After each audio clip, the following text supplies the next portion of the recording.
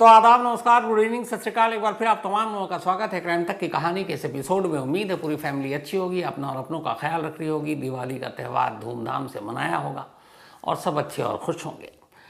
आज की कहानी शुरू करूं उससे पहले एक छोटी सी कहानी आपको सुनाता हूं। अब क्या होता है कि वर्दी वाले भी जो अपने पुलिस वाले भाई लोग हैं वो भी तो हैं इंसान, उनके अंदर भी एक दिल होता है, उनका भी मन करता है त्यौहार है, परिवार के साथ रहो, पार्टी करो, खुशियाँ मनाओ। मेरठ में 5 पुलिस वाले थे, इनमें 4 हवलदार और एक उनका ड्राइवर, जो पुलिस की गाड़ियां गश्त में निकलती हैं। अब बेचारों की शिफ्ट लगा दी गई, 2 शिफ्ट में अलग अलग सारे सिपाहियों और पुलिस वालों की ड्यूटी थी मेरठ के एक थाने में। अब इनकी भी ड्यूटी लगा दी गई। अब इनकी ड्यूटी लगाई सेकंड हाफ में, मतलब दोपहर से रात तक। अब इत्तेफाक से दिवाली से पहले एक पार्टी थी। पार्टी में इन 5 को, मतलब इनमें से 4 जो थे उनको बुलाया गया कि भाई आप भी आ जाइए।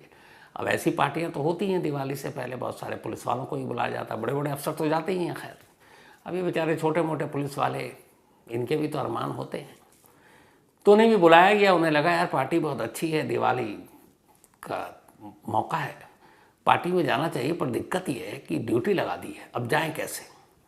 इन्होंने बड़ी मंथन किया, सोचा कैसे जाऊँ। फिर अचानक उन पुलिस वालों का एक आइडिया आया। उन्होंने कहा चलो चलते हैं। ड्राइवर से कहा गाड़ी निकालो। अब चारों हवलदार और वो ड्राइवर सब गाड़ी में बैठे और निकल गए। जिस जगह पार्टी थी वहाँ से पहले इन्होंने गाड़ी रोक दी। गाड़ी रोकने के बाद गाड़ी से उतरते हैं, थोड़ी देर इधर उधर देखते हैं। एक शख्स गुजर रहा था, अचानक उसको बुलाते हैं, कहते भाई अपना मोबाइल दोगे, ज़रा एक कॉल करना है क्योंकि मेरी बैटरी ख़त्म हो गई है। अब वो बेचारा सामने पुलिस वाला फ़ोन मांग रहा है, हिम्मत कैसे कि ना दे। उसने दे दिया। अब उस पुलिस वाले ने फ़ोन लिया और थोड़ा दूर गया और उसने कॉल किया। कॉल करके वापस आया, उसको फ़ोन दिया, बोला थैंक यू और चला गया। इसके बाद ये कहते हैं अब चलो पार्टी। अब इन 5 ने उसके बाद पार्टी में अपना एंजॉय किया, खूब धूमधाम से पार्टी की। पार्टी ख़त्म होने के बाद खुशी खुशी लौट गए। लेकिन इनकी खुशी तब काफूर हो गई जब उसी रात लखनऊ पुलिस हेडक्वार्टर से, जो पूरा पुलिस कंट्रोल रूम देखता है, वहाँ से कॉल आया उस शख्स के मोबाइल पर जिस शख्स का मोबाइल लेकर उस पुलिस वाले ने कॉल किया था।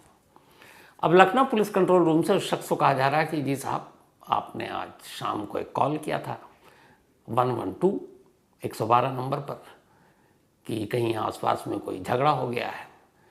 तो आपके कॉल पर पुलिस ने वक्त से पहुंची, काम किया, तो आप अपनी रिपोर्ट दीजिए कि आप सेटिस्फाई हैं कि नहीं, संतुष्ट हैं कि नहीं।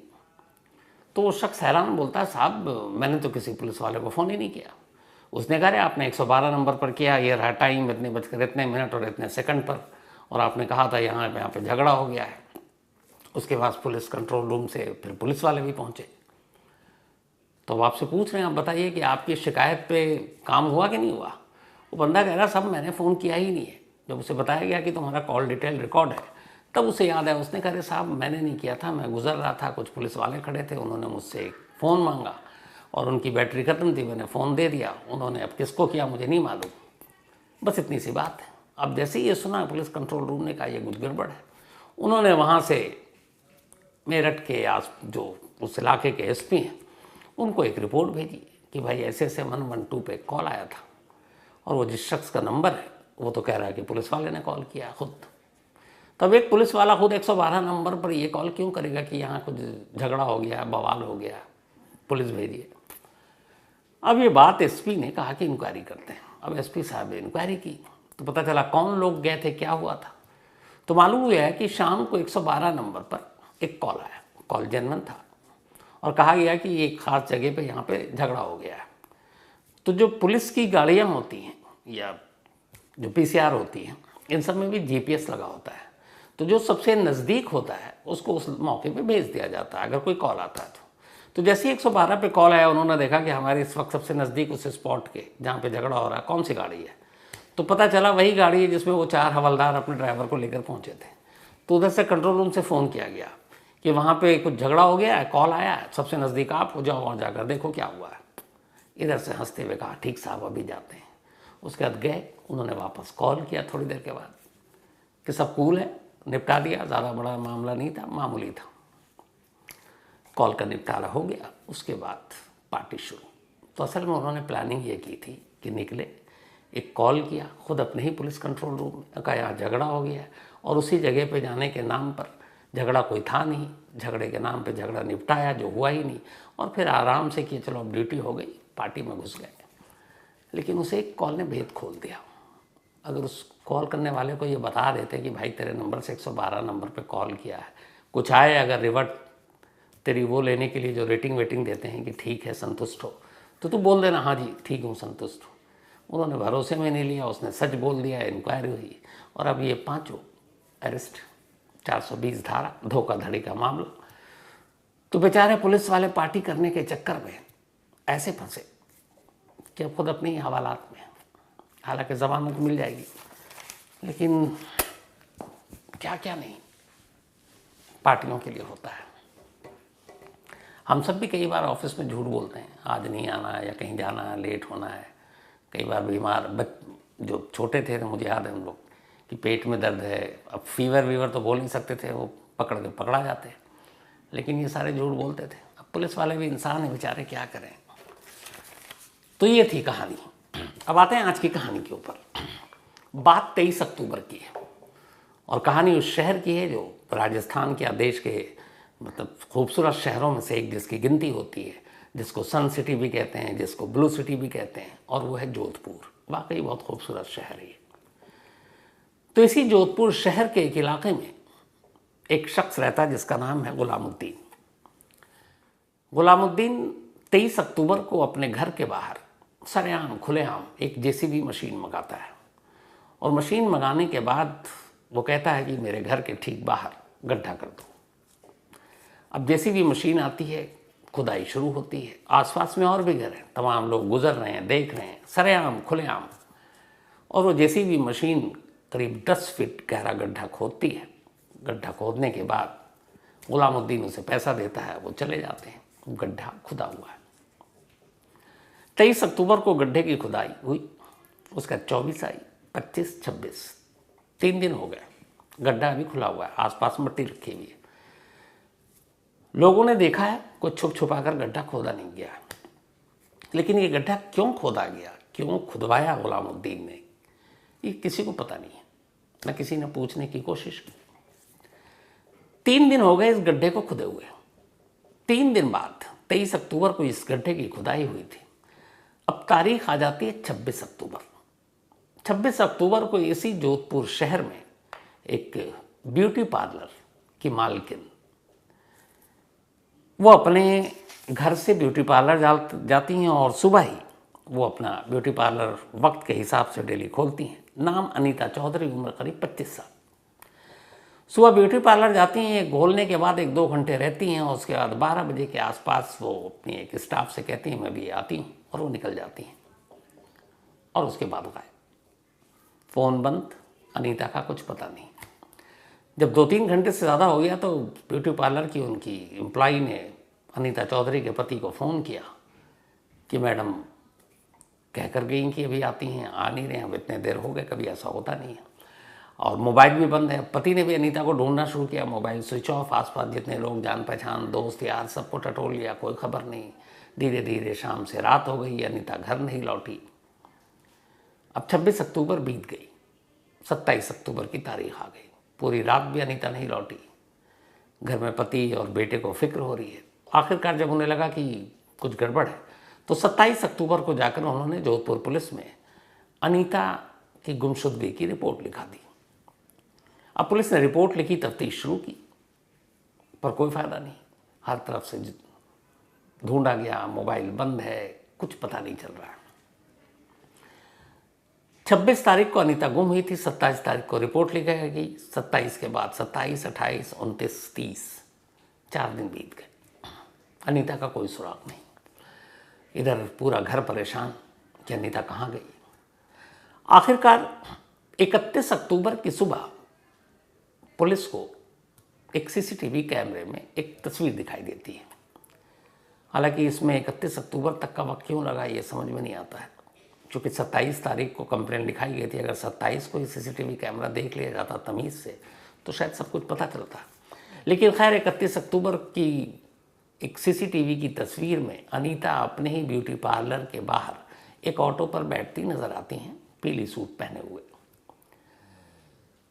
और उस ऑटो में बैठने के उनके तौर तरीके से ऐसा लग रहा था कि वो अपनी मर्जी से बैठ रही, कोई दबाव नहीं है, मतलब कोई किडनैप विडनैप नहीं करके ले जा रहा है।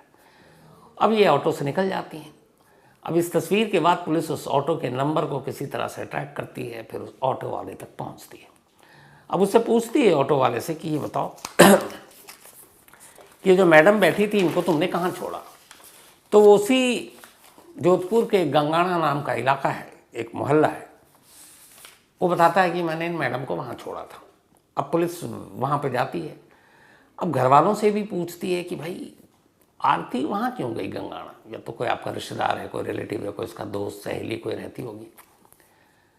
पहले तो कुछ समझ में नहीं आया, लेकिन फिर अचानक आरती के पति ने बताया कि गंगाना इलाके में तो गुलामुद्दीन रहता है। तो गुलामुद्दीन कौन? तो उन्होंने कहा कि जहाँ पे आरती का ये ब्यूटी पार्लर है उसके ठीक सामने एक शॉप है, ड्राई क्लीन का शॉप। तो वो ड्राई क्लीनिंग का जो शॉप है वो गुलामुद्दीन का है और लगभग 20-25 साल पुरानी दुकान है दोनों की, और 20-25 साल से दोनों एक दूसरे को जानते भी हैं। तो पुलिस को लगा कि चलो गुलामुद्दीन के घर चलते हैं। अब 31 अक्टूबर की पहली बार शाम होने से पहले पुलिस गुलामुद्दीन के घर पहुंचती है, क्योंकि उस इलाके में और कोई ऐसा पता नहीं था जहां आरती जा सकती थी। वहां जाती है और गुलामुद्दीन के घर पहुंचने के बाद पता चलता है कि गुलामुद्दीन तो है नहीं, उसकी बीवी है।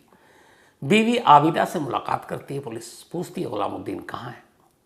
तो कहती है कि वो तो 2 दिन से घर नहीं आए, 29 अक्टूबर। हालांकि आरती गुम हुई थी 26 को। तो अब इस दौरान में पुलिस सीसीटीवी और भी फुटेज खंगालने में लगी थी। तभी एक सीसीटीवी फुटेज में एक एक्टिवा स्कूटी पर गुलामुद्दीन दिखाई देता है जो जोधपुर रेलवे स्टेशन की तरफ जा रहा है, और एक जगह से वो एक बैग भी खरीदता नजर आता है। ये 2 चीज़ें, अब रेलवे स्टेशन क्यों गया ये पता नहीं। ये सारी जानकारी मिल चुकी थी। पुलिस अब गुलामुद्दीन के घर सामने उसकी बीवी आबिदा पूछताछ शुरू हुई। आबिदा कहती है हमें तो कुछ पता नहीं। उसने कहा कि यहाँ पे ऑटो वाला छोड़ कर गया, 26 तारीख को यहाँ आरती आई थी।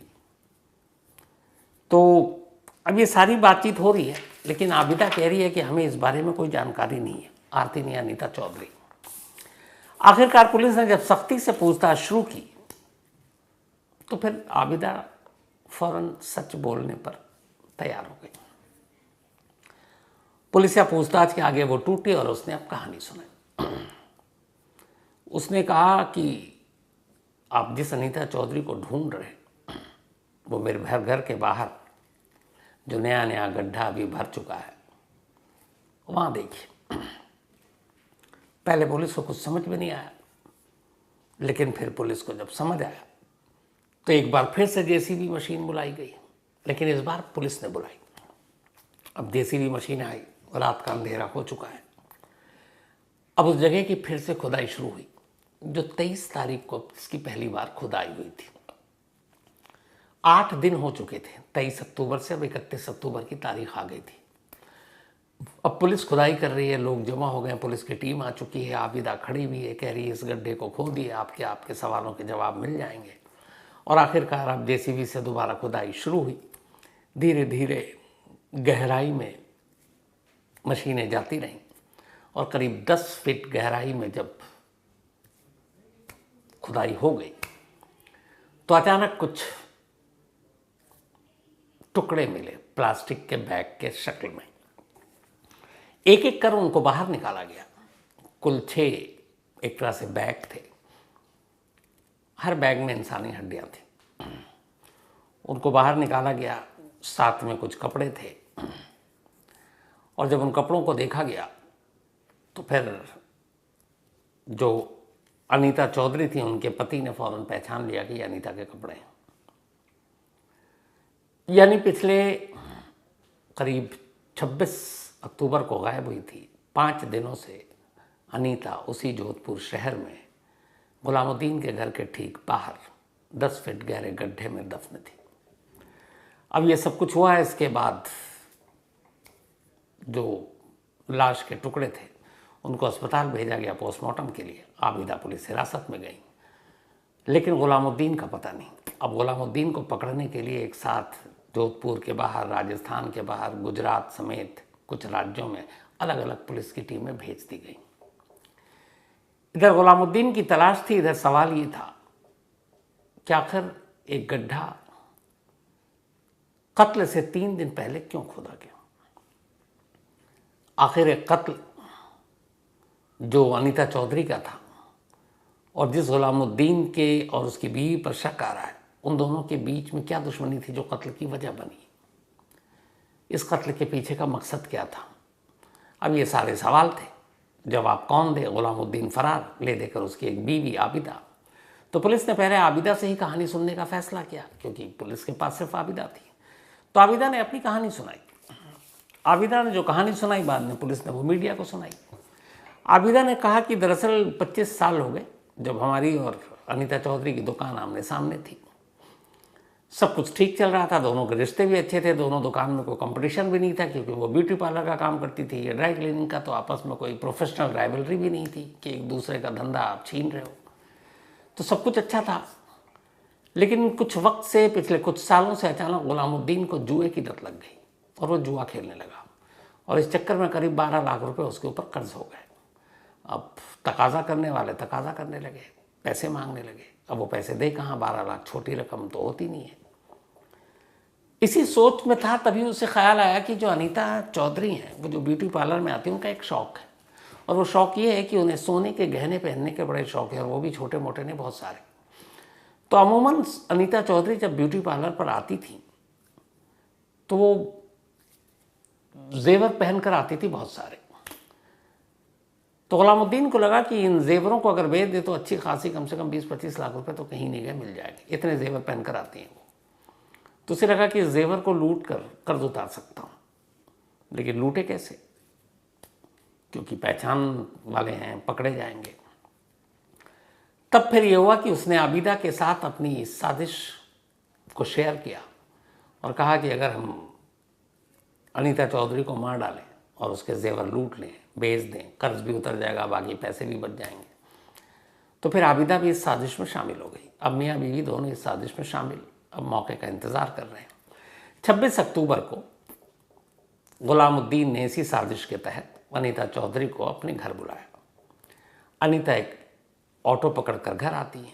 वहाँ जाने के बाद वो उसे शरबत पिलाता है। उस शरबत में बेहोशी की दवा थी। शरबत पीते ही अनीता बेहोश हो जाती है। उसके बाद गुलामुद्दीन चाकू निकालता है और वो फिर उसे मार डालता है।